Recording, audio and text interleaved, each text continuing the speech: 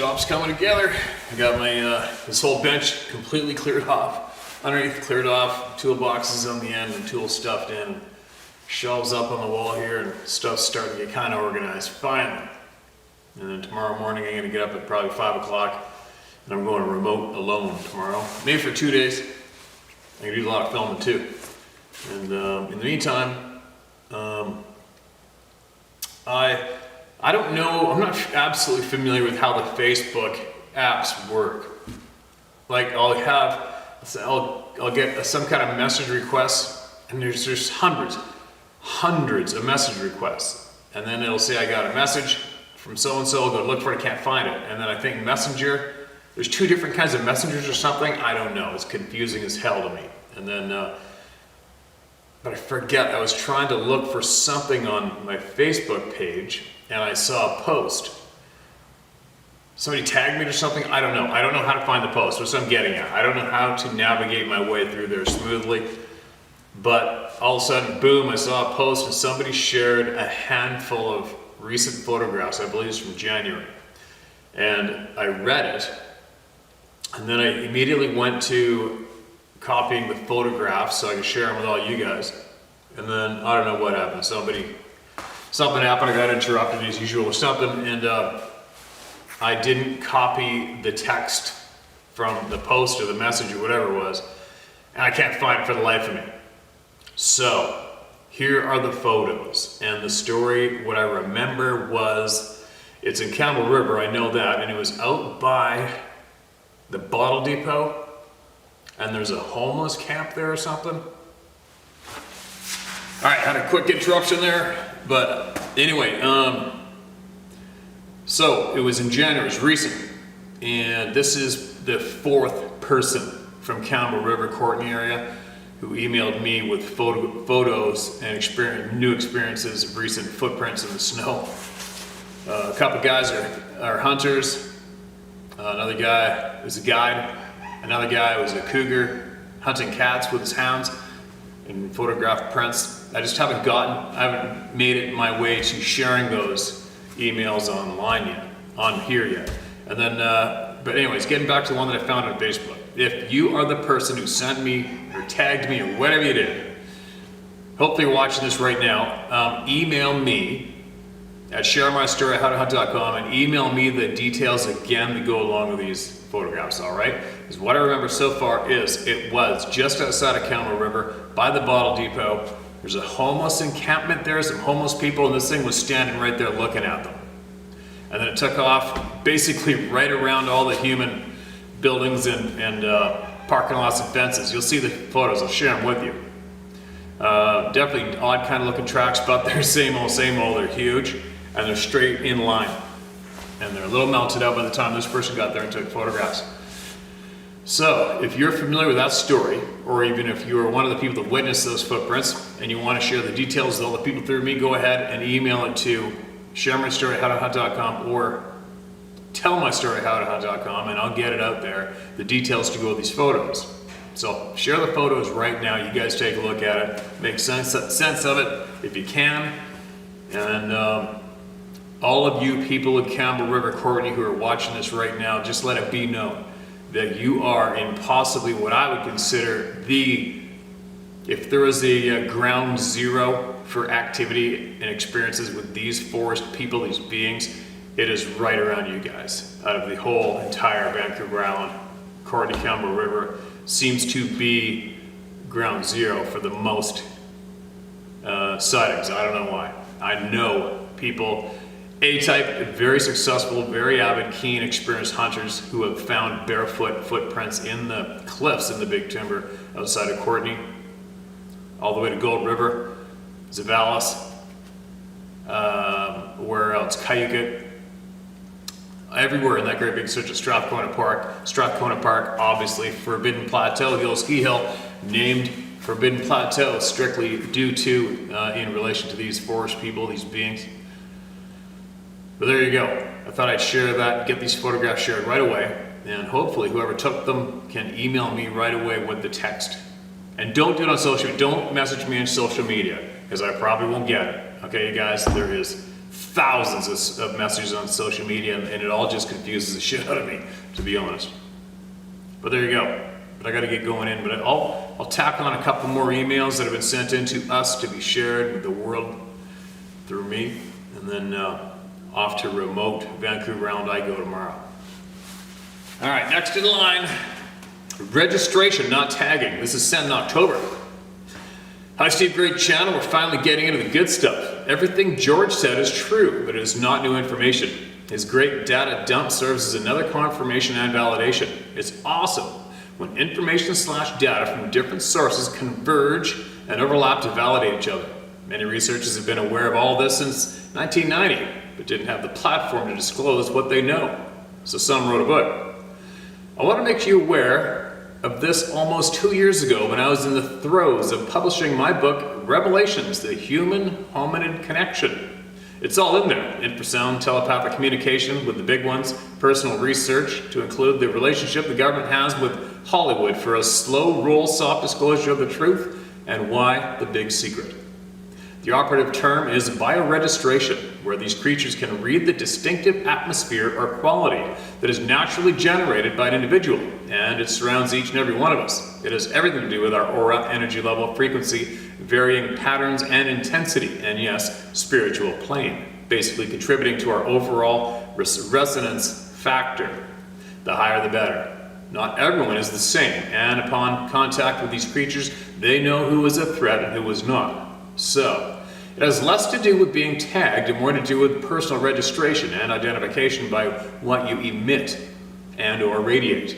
I say this because we come in contact with many of these creatures over time, and they all can make an on-the-spot determination as to the individual quality of a particular human being. This also explains why some people are tolerated and helped when others are chased out or accosted. The best thing to ever happen for this topic is the explosion of YouTube channels like yours and others that can broadcast this information out to the masses, so we can all learn to become more aware more quickly. By the way, every effort being made today by all those in the know is all about informing and educating the public domain to help some find closure after a terrifying encounter, and ultimately for expectation management. There's a huge awakening going on, and a hard disclosure isn't far behind. You can't keep a secret if the secret doesn't want to stay hidden. Sincerely, TJ Neely, Madison, Alabama. Alabama. TJ, thanks for that email, man. Or ma'am. Is that a man or a woman? Sorry. Alabama. God, I miss going down to the south. I should be deer hunting right down there this past month. But anyway, that's an informative email. I'm sure some people are going to be nodding, some people are going to be gazing at the screen wondering what the F. But either way, take from where you will or leave it, you guys. And you want to keep on sending more information to us that you feel will help TJ, then please do it, all right? And you guys know I've been fighting my ass off, not on this channel, but in other places, with what's going on today. And why the fierce fight out of me more than some, unfortunately. You know, like I said earlier, what's frustrated me to death with the majority of the people who previously held the narrative when it comes to this topic is the fact that they are willing to stay 100% focused on just this topic. It drives me insane. And it also drives me insane because I've never heard anybody, maybe one or two people, but I've never heard very many people when it comes to this topic say out loud, why are we being lied to? What else are we being lied to about? Because this isn't everything. Right? Do you understand what I'm saying? It's very frustrating. How can all these people like, so-and-so's got a PhD, so-and-so's a doctor, so-and-so's a biologist, so-and-so's done this, so-and-so's studied this for 30 years.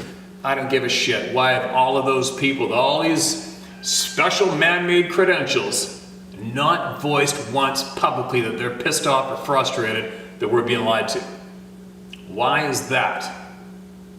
Right? Isn't that a different angle to come at it? You take a look at all those previous so-called big names in the Sasquatch community, and you wonder why not one of those dumbasses has ever voiced publicly with frustration as to why we're being lied to and what else are we being lied to about. Not one of them. They all just play along in the Sasquatch theme and stay there like stagnant frickin' water in a rock pond. Anyway, yeah, I'm a little pissed because right now, with everything that's going on, like I said earlier, when I was 17 years old seeing that thing, I instantly knew we're being lied to back then. So you can imagine the different routes that I took, all the questions I asked as I was growing up and learning about life, right? And I asked a lot of questions on my own, and I looked into a lot of things on my own, and I still am, and a lot of things stand out. Plain as frickin' vanilla, I'll tell you what. It's frustrating times, but before I start babbling, I'll save that for the other channel. Let's get some more voices heard, all right? Because that's one thing I can sure as hell do right now. All right, listen to this one. My cousin's encounter. From your video, Proud Lakota Cherokee Man. I thought I sent this email, but I found it in my draft folder from July 22nd, 2021. Hi Steve, my name is David Meadow. You can use my name. I am Brian Stidham's, he used his name before, he's not afraid of anyone, cousin, and was there the day the 8-foot-tall female Sabe blew on his back. It's been 46 years since that day, and yet I remember every minute. Brian told me he emailed you and told me to check out the video.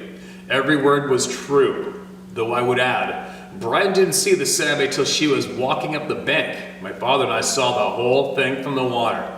I would add the Sabe looked old. The face was that of an elderly native woman, but the eyes were blacker than black. Her breasts hung down to her stomach, and the wrinkled forehead looked like stacks of grayish skin stacked on top of each other. Also, when she reached the top of the bank, she knelt down, and her knuckles were touching the ground as she crouched down. I was scared to death. I couldn't move until my father grabbed my arm and pulled me up the riverbank. That was the only time I can remember my father ever running. My father would never go back to the woods. When I moved out to Washington, he only come to see once. My house is on a tract of land surrounded by forest. He would stand in front of the front room. He would stand in front of the front room picture window and stare into the timber as though he was waiting for a Sasquatch to walk out. My mother, being half Lakota and half Cherokee, who was Brian's father's sister, was more in tune with natural world than my father. My father was part Blackfoot and Scottish and really didn't believe the native ways. My mother, on the other hand, well, I never saw an animal she couldn't speak to. She could be around any animal and seem to communicate with them. My mother was like Brian's father. They believed in the old ways and saw nature as an extension of themselves. My mother was so opposite of my father, it's a wonder I was born. She loved the woods and spent a lot of time in them. She had known about the Sabe since my uncle, Brian's father, bought the property in Michigan. In 1966, she went up to the cabin with my uncle and aunt. My father worked for General Motors and had to work. It was late June and my mother wanted to find some berries. My aunt told her where the blueberries were located and headed that way with a bucket. She found the berry patch and was picking berries when she said she didn't feel alone. She looked around and didn't see anything at first and went back to picking berries. When she looked up again, she was looking into the face of two Sabe looking at her. At first she was scared to death and didn't know what to do. What happened next was a source of contention between my mother and father till the day my father died. She told my father that the Sabe spoke to her without talking. She said the tall one, over 8 feet tall, told her, "We're going to the water." Then both the Sabe and the other, she estimated 7.5 feet tall, walked into the woods toward the river. She was knocked out of her fear after hearing the voice and told herself, "I'm going to be okay," and head back to the cabin. She said she felt at peace after hearing the voice. When she returned to the cabin, she told my aunt what she had seen. My aunt wasn't surprised, but felt bad for not giving her a heads up about the Sabe. My mother counted the experience as a gift from the natural world, which so many have forgotten how to embrace it as a part of the natural way.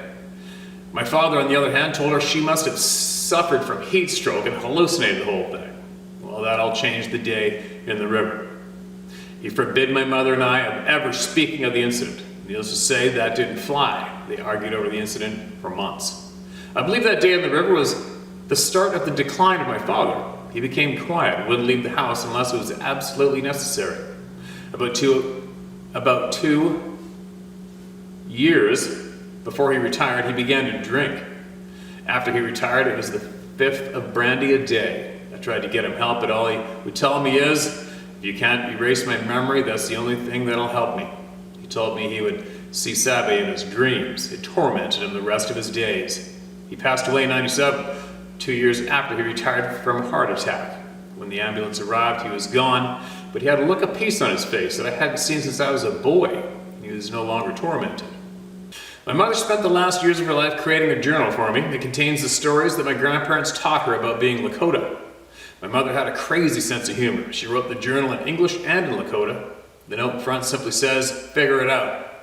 She wrote of her experience with the Sabe and other experiences she had in the woods she really couldn't explain. She passed away in her sleep on the morning of September 11th, 2001. She never knew the horror of that day. I live near the Spokane Reservation here in Washington. A couple of close friends are with the tribe, and I have told them about that day in Michigan. They nonchalantly looked at me with the expression of, "So?" They speak of the Sequaniactee. Sequaniactee. It's pronounced Chawnee-tee.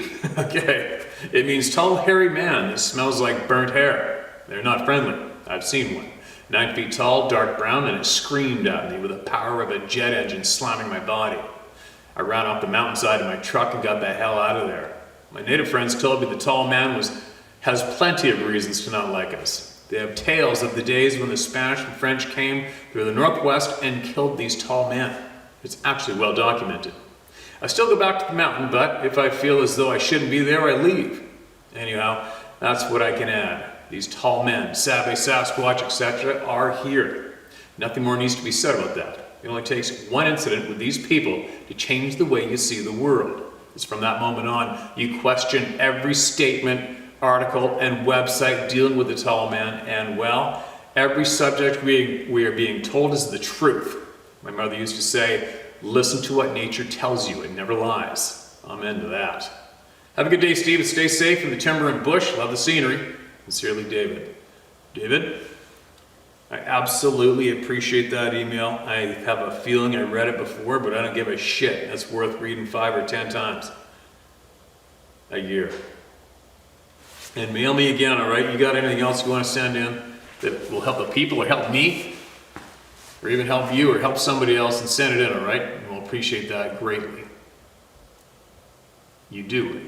Your average independent human being. Once I see one of these things, you question everything, and you want to know what the F, what's going on, why are we being lied to? And it all links up. It all links up.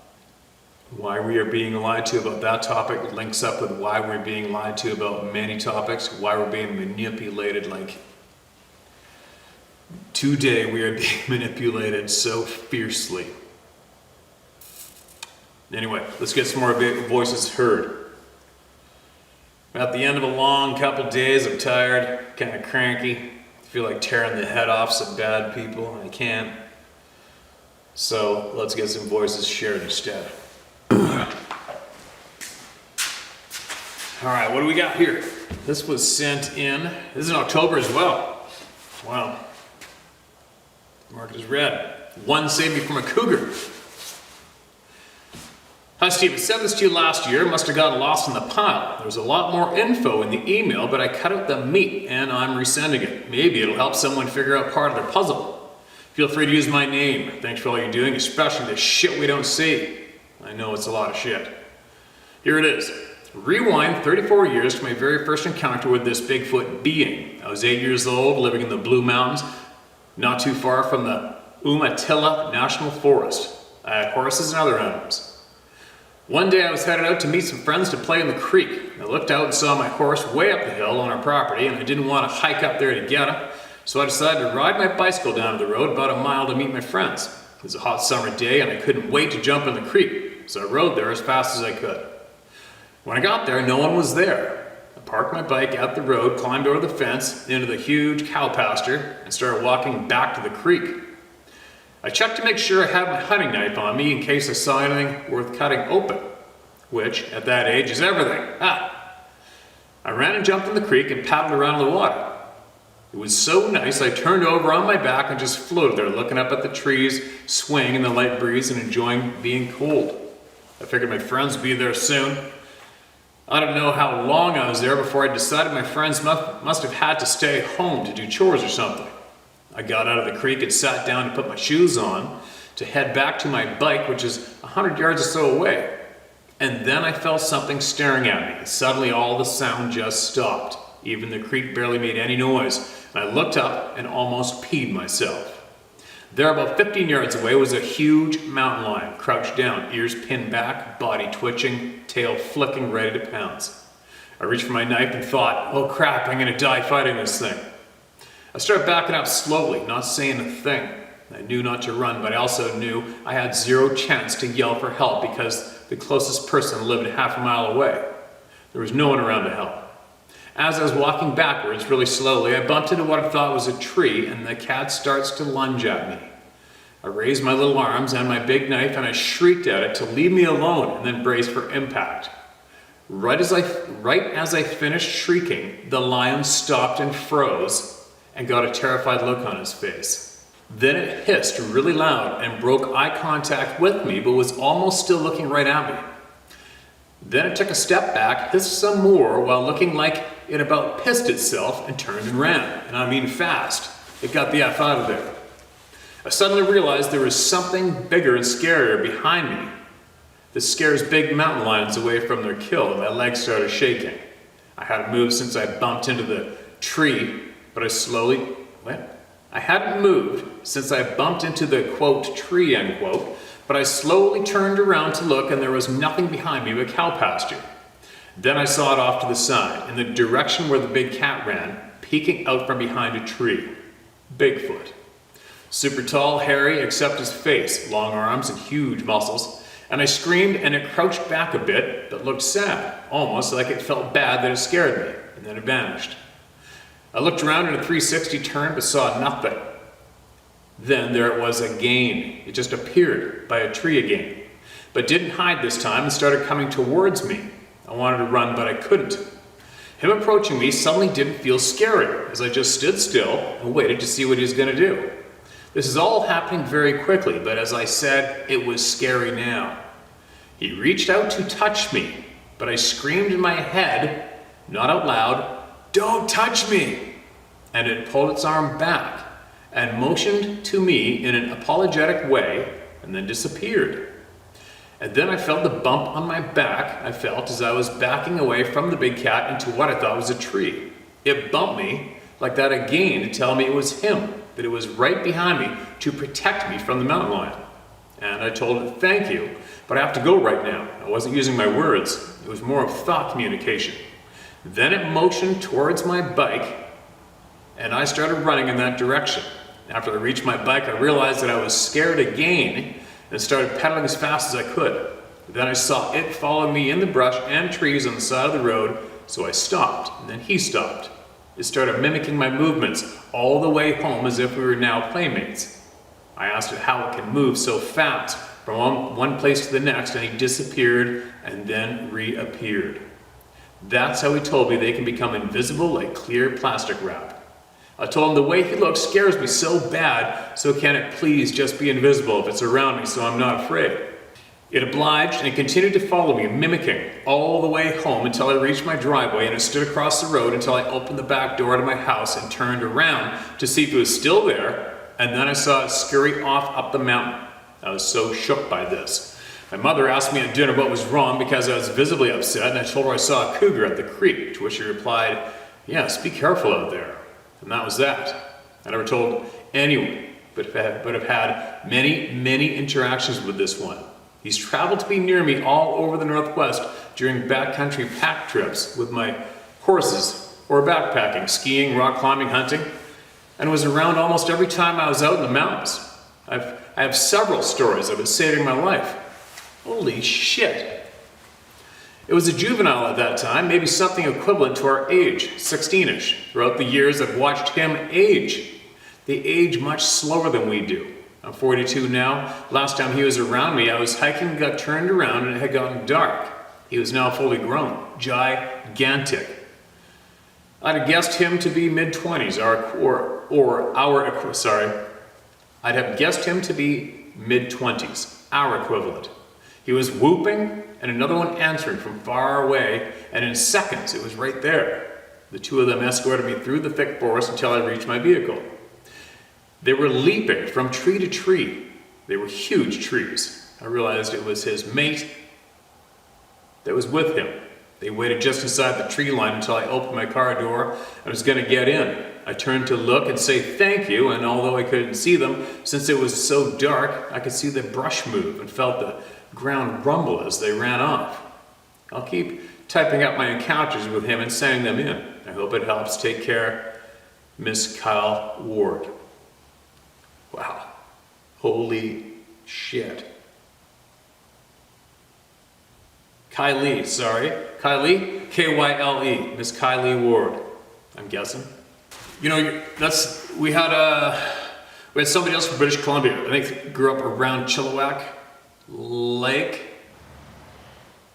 Cultus Lake, who lived rural and would play with his, quote, hairy friend down the road from their house. But he would always take off through the woods after whistling.